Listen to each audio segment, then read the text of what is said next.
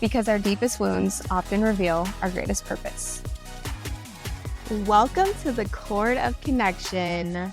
Your host, Danielle Cobb here. This today is a very special day. So I thought I'd come on here and do what's feeling most alive for me today, which I kind of do anyways. But I've been sitting with this theme lately around fear of not being chosen. Part of why I have this fear and why it's been so alive for me is because today I celebrate 11 years of sobriety. And when I really look back on my journey, I can see now that so much of my addiction wasn't actually about drugs and alcohol. It was about the solution I found for the discomfort of being inside myself. Because long before the drinking, there was already this feeling of not fully belonging, not fully feeling comfortable in my own skin, feeling too much in some spaces and not enough in others. I became really good at adapting, reading the room, shape-shifting, becoming who I thought I needed to be in order to feel connection or approval or safety. And honestly, recovery has become so much more than just putting down a drink and a drug. It's been uncovering all the ways that I abandoned myself trying to secure love, belonging, validation, worth. So when I talk about the fear of not being chosen, I'm not speaking about it from some healed perspective. It is still alive and well in me today. I'm speaking about it as someone who knows what it's like to perform for connection. And I know many, many, many of you will relate to that. And what it's looked like to slowly come home to myself over the last 11 years. Because I don't even think this wound is just romantic. I think romantic relationships expose it the loudest. The deeper fear underneath it is the fear that maybe someone else will always be more lovable, more secure, more beautiful, more successful, more together. The fear that if somebody really sees all of you, they may not fully choose you. And I think so much of our behavior as humans comes from trying to avoid feeling that. So we people please, we overfunction, we overgive, we overperform, trying to become who we think we need in order to be secure and to belong, for safety. And honestly, I know this wound very, very deeply. We all have our own stories of how we come to our wounds, right? Not because I think I'm uniquely broken, but because I think so many of us learn that very early on, love felt connected to adaptation. Meaning if I can just be enough of what someone else needs, maybe they'll stay. Maybe they'll fully choose me. Maybe I'll finally feel safe. And all the ways that I have tried to make that happen have led me to this moment right here. And I wouldn't change any of it. But man, it's been a painful journey. And what's interesting is I don't think this starts in dating. I think dating activates the original wound. And so many people say, I'm so good on my own. I do so well single. Of course you do. You're not being mirrored on a regular basis with the wounds that aren't activated as strongly whenever you're in relationship. So I think for a lot of this really starts young, feeling emotionally unseen, feeling like we had to manage the environment around us, feeling different, feeling too sensitive, too emotional, too much, or maybe just not enough. I know for me, I became really good at reading people, reading rooms, becoming what felt safest. And when you do that long enough, you can lose touch with what you actually feel because your attention is always scanning everybody else. How do I keep connection? How do I keep belonging? How do I avoid rejection? And the hard part is a lot of us become very loved versions of ourselves that aren't actually fully real. People love the capable version, the giving version, the chill version, the strong version, the spiritually evolved version. But underneath, there's still this terrified part asking, would I still be loved if I stopped performing? And I wish that I could tell you that that doesn't show up for me today. I don't know a human on this planet that shows up perfectly in this arena. I really don't. Now, when I think about the woman I was who walked into sobriety 11 years ago, leaps and bounds. I just want to reflect on my journey in recovery for a little bit.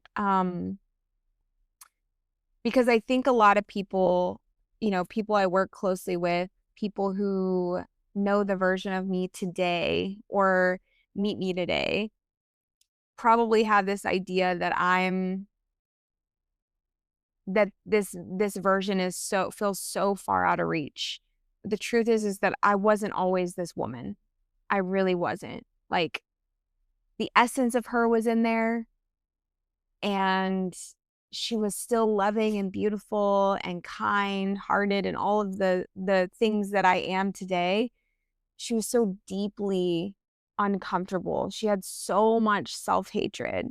She performed in a way that, God, I think about if I lived like that today, it is exhausting.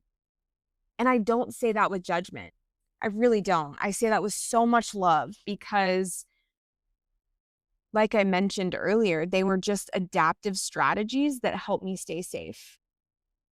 But then I was met with myself at this point where the performing had become so exhausting that as I started on this journey of recovery and started to wake up to life and wake up to my patterns and behaviors, it almost hit me in the face harder. I could see it clearly.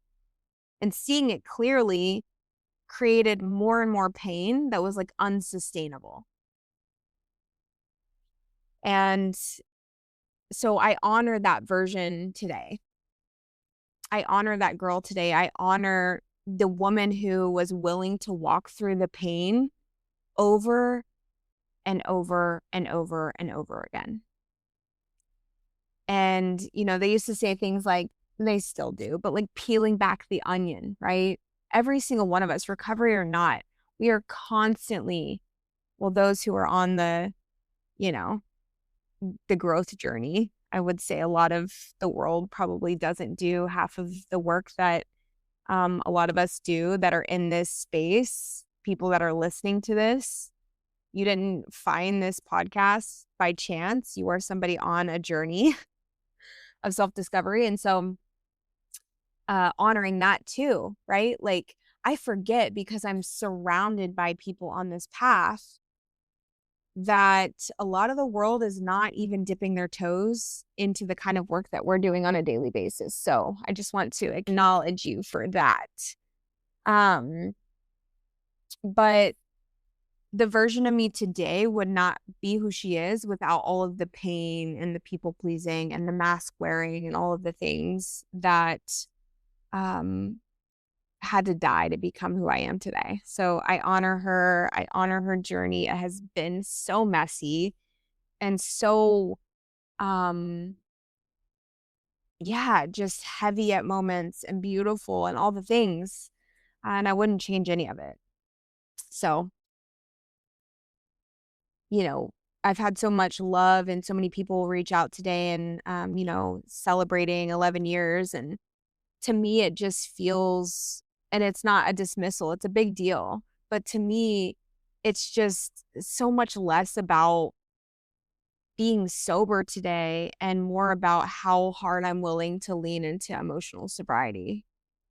And that I can say I have continued to do no matter what.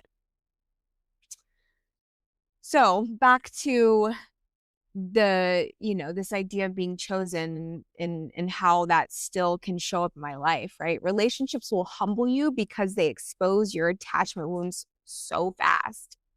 They expose where you brace, where you overthink, where you seek reassurance, where your nervous system interprets uncertainty as danger. And I think one of the hardest parts about healing is realizing sometimes the fear isn't even about the person in front of you. In fact, most of the time it's not. It's about what their behavior activates inside of you. Because if you carry the wound of not being chosen, little things can feel huge. Someone pulling away emotionally, right? And generally, it has nothing to do with you. People have bad days. People are in their own shit, right? But that energy of someone pulling away, a shift in energy, not feeling fully let in, feeling someone protect parts of themselves from you.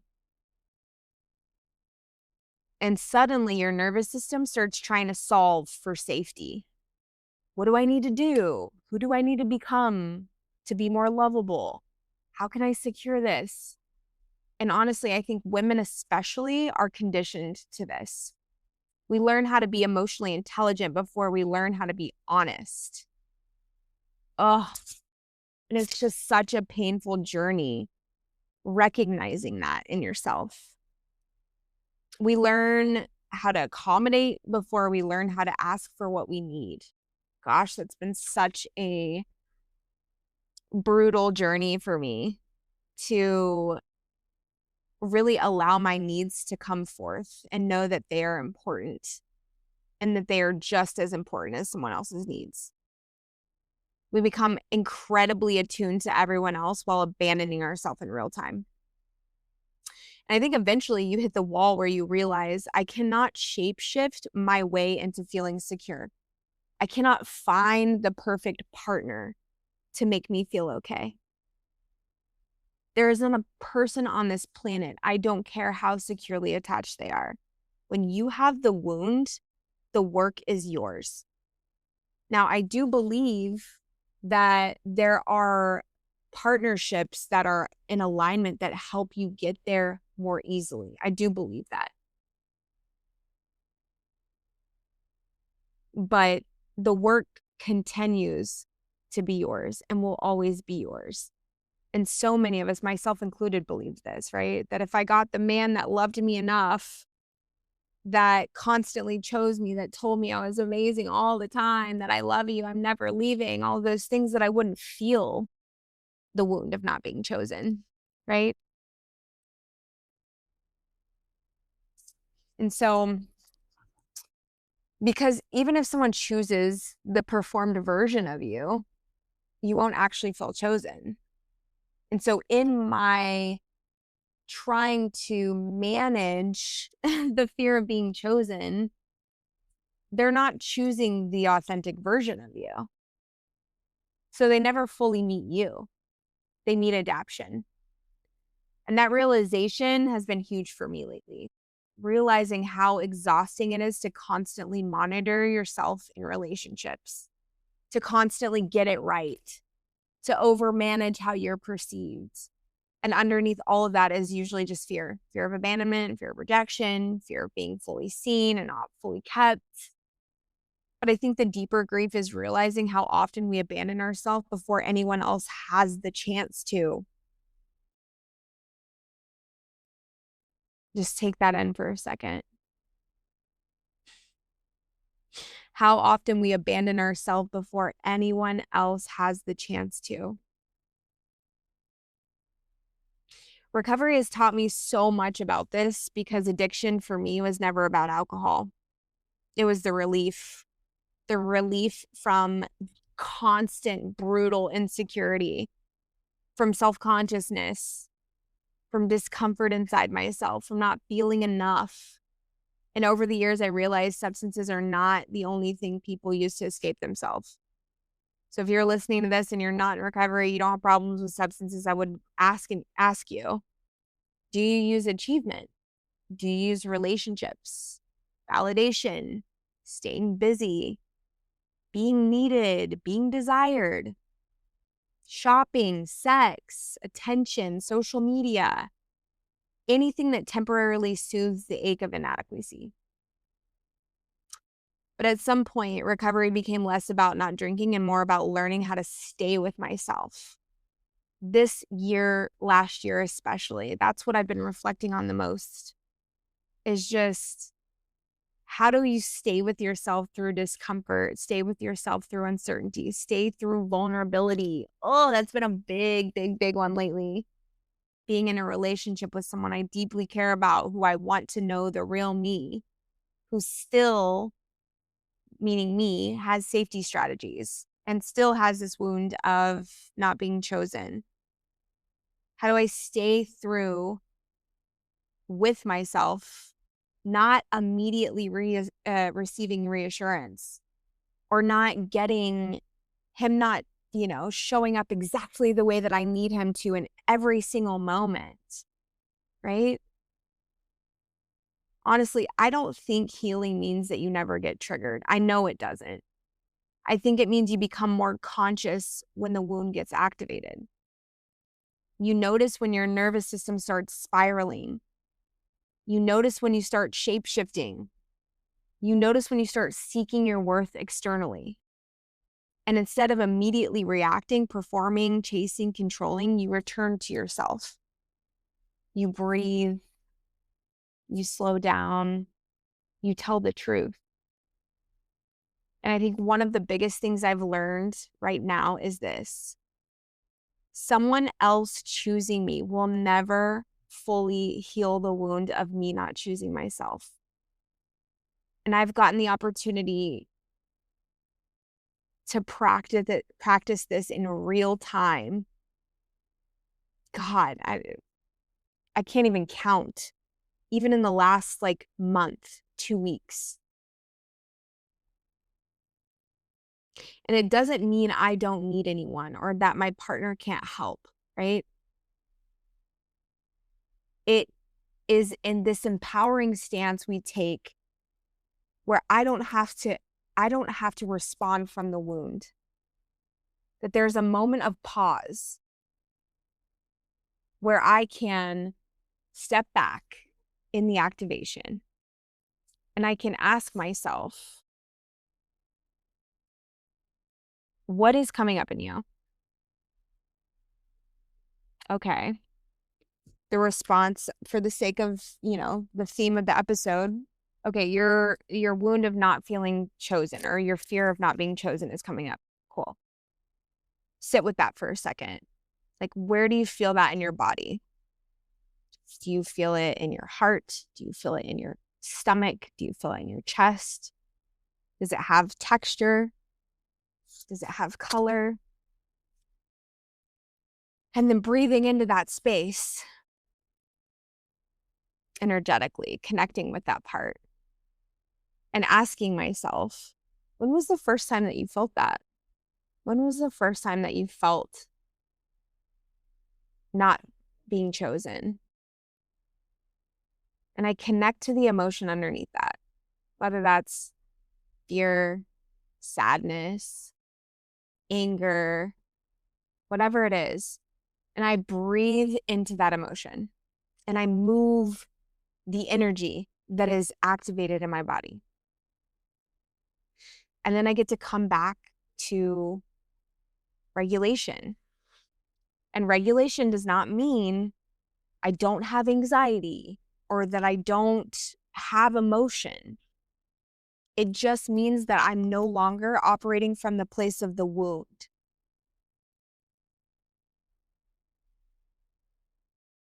And that has been an amazing tool. And then I can circle back to the situation if I have abandoned myself or if I have, overcompensated or performed in a moment. And I can go back and say, hey, I was really in that moment. My cool girl came on. What's true for me is this, right? What's true for me is I'm feeling disappointed and I'm sitting here ready to go and bummed that our schedule got messed with, right? That, there gets to be space for my feelings too, always. And so it's been a beautiful opportunity to recognize and get to know my system so much so that I know when I'm coming from the activation. I know when I'm about to override. And I get to turn that back inward. I get to choose myself. Because I said this in one of the episodes before, it is impossible for someone to abandon you as an adult. The only form of abandonment is abandoning yourself. And so by choosing yourself in those moments, choosing yourself by speaking up, having your voice, saying what's real and alive for you, even if it might disappoint somebody, is choosing yourself. I think so many of us are exhausted from trying to earn love, trying to earn belonging, trying to become enough. And maybe healing looks less like becoming fearless and more like realizing that I can survive not being chosen.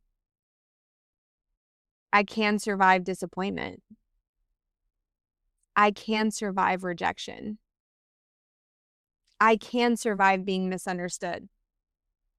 And most importantly, I no longer want relationships that require me to abandon myself in order to keep them. Because the right people won't fall in love with your performance. They'll feel safe with your truth. And honestly, I think that's what real intimacy is. Thank you so much for tuning into this mini episode. I just am sitting with so much gratitude today for my life, for my little apartment, for my relationships, for my sobriety, for just all of the love in my life.